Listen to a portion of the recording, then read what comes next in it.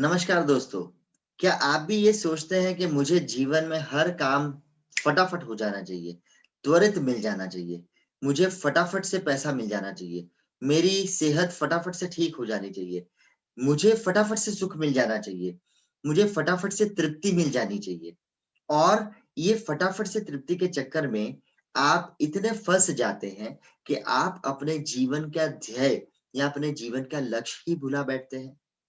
इसे कहते हैं इंस्टेंट ग्रेटिफिकेशन और ये इंस्टेंट ग्रेटिफिकेशन एक ऐसी चीज है जो धीरे-धीरे, चुपके से आपके जीवन को बर्बाद कर रही है, आपकी सफलता को आपसे दूर कर रही है, आपकी सेहत को आपसे दूर कर रही है, आपकी कमाई को आपसे दूर कर रही है। लेकिन हम इसे पहचान नहीं पाते हैं क्योंकि ये इतनी बारीकी से काम करता है।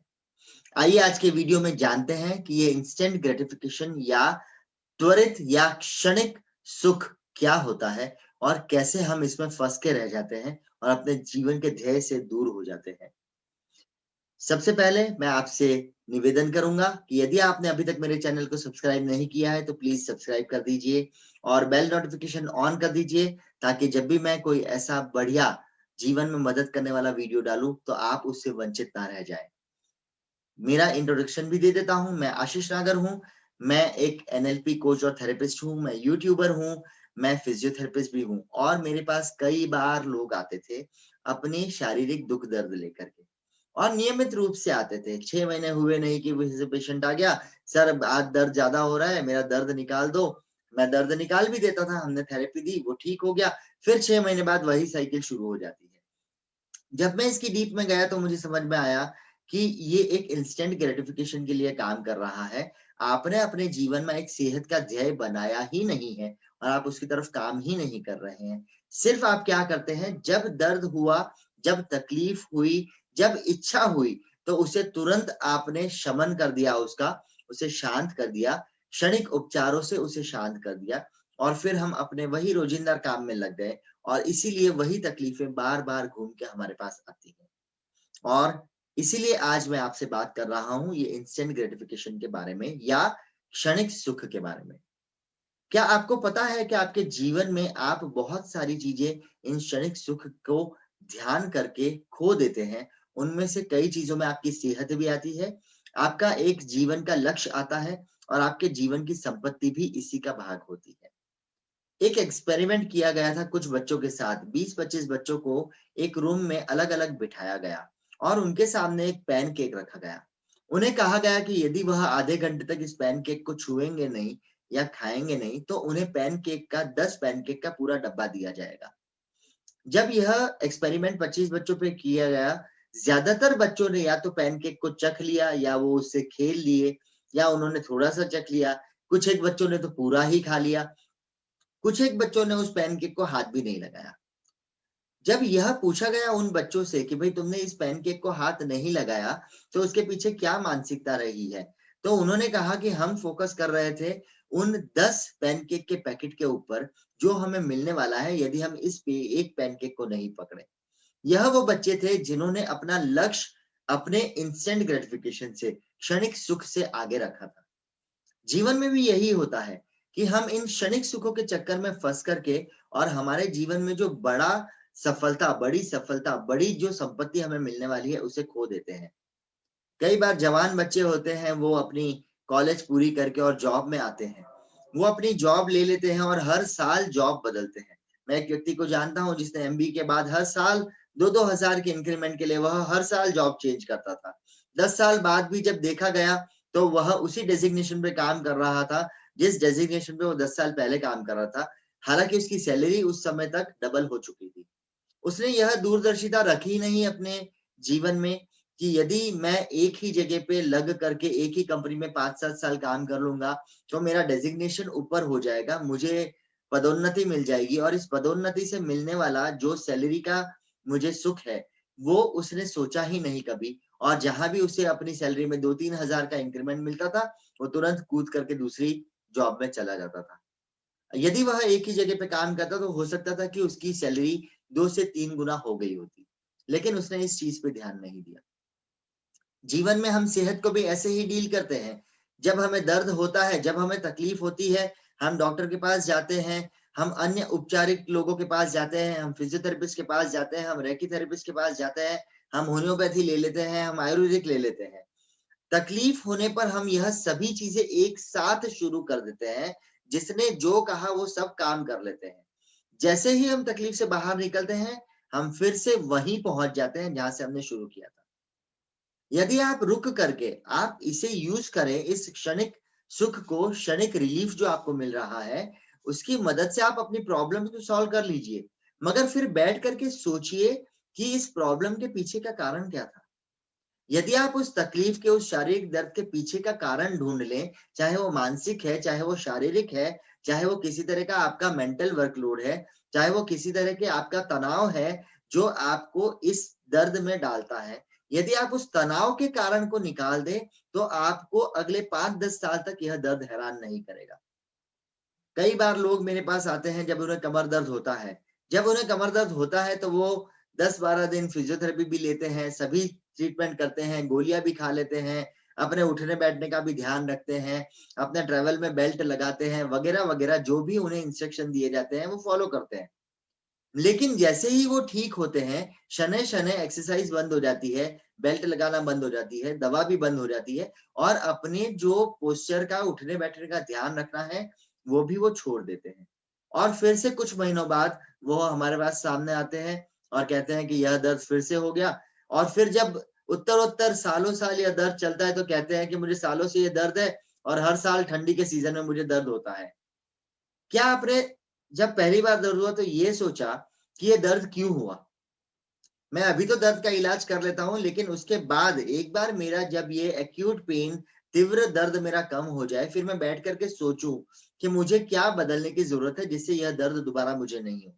क्या मैं रोज़ कसरत चालू कर सकता हूँ? क्या मैं रोज़ योगा कर सकता हूँ? या रोज़ चलने से मुझे सेहत मिलेगी? या रोज़ कुछ एक कसरत करने से मुझे फ़ायदा मिलेगा? या फिर मैं अपने खाने-पीने में और अपने उठने-बैठने के जो पोस्चर्स हैं या जिस पोज़ीशन में मैं मेरे ऑफ़िस में काम करता हूँ, उसमें थोड़ा बदलाव करूँ ताकि दोबारा मुझे ये दर्द नहीं हो।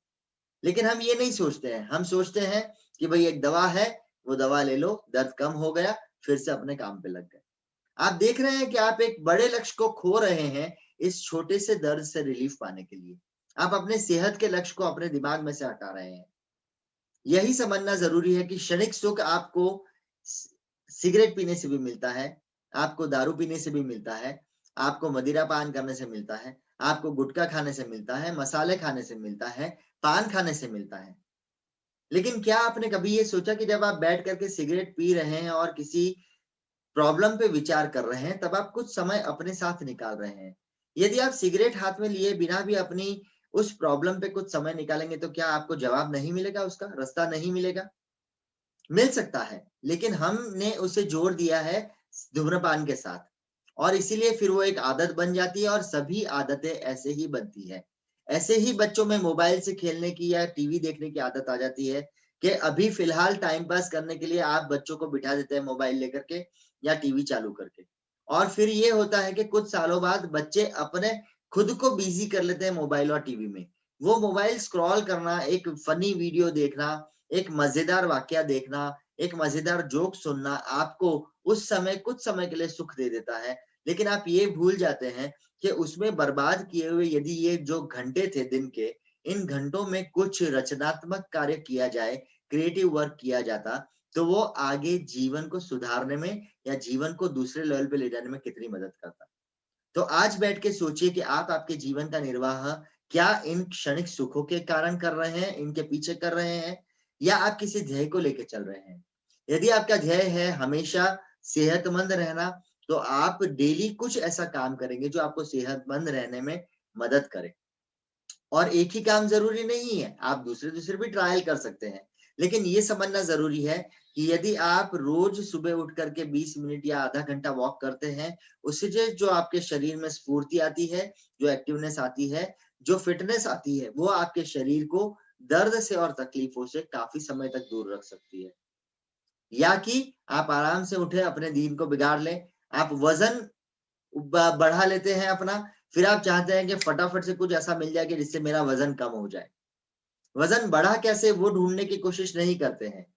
आप एक डाइट प्लान पे काम कर रहे हैं, लेकिन आप अपनी इस क्षणिक सुख को कंट्रोल नहीं कर सकते, इसलिए आप थोड़ा सा गुलाब जामुन खा लेते हैं, थोड़ी सी मिठाई खा लेते हैं, एक समोसे का थोड़ा सा टुकड़ा खा लेते हैं।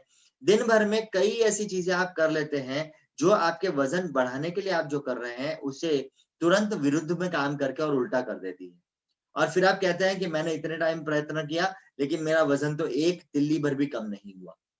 और जब आप वो कर भी लेते हैं, वज़न कम हो भी जाता है, उसके बाद भी आप उसे कंटिन्यू नहीं करते हैं क्योंकि आप सोचते हैं कि मैं समोसे से वंचित रह गया, मैं तलन खाने से वंचित रह गया, मेरा बहुत बड़ा नुकसान हो गया क्योंकि मैंने बहुत दिन से मलाई वाला दूध नहीं पिया, मीठा। समझिएगा कि यदि आपका ध्येय आपकी सेहत को अच्छा रखना है, तो आप कुछ एक समय वो चीज़ कर लेंगे, लेकिन आप उसे दबाएँगे नहीं। आप ये क्षणिक हीलिंग में नहीं जाएँगे और इन चीज़ों को अपने आप अवॉइड करेंगे और अपने आप आपका वज़न जो है वो एक कंट्रोल में रहेगा। आज बैठ कर के निश्चय कीजिएगा कि क्या आप आपके जीवन को इन क्षणिक सुखों के पीछे बर्बाद कर रहे हैं? आप या अपने जीवन में कुछ एक ध्येय लेके चल रहे हैं, जिसे पाने के लिए आप काम कर रहे हैं।